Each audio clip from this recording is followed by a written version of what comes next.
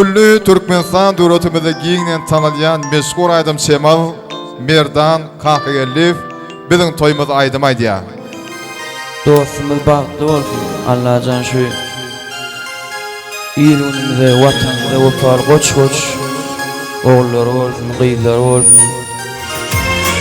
Doğurjanyň aýdymlaryna, karawalyň aýdymlaryna dowam etdirelim. Yıllar geçti bir gün çıktın önümden, balıcığım tutup dur elimden. Cennetim o cennetim,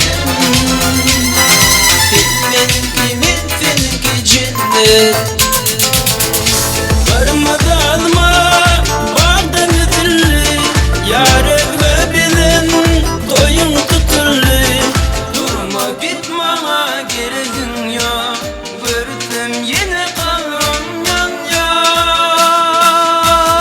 Cennet kadarca balıklı boluma, mutlu olsun toyuncu.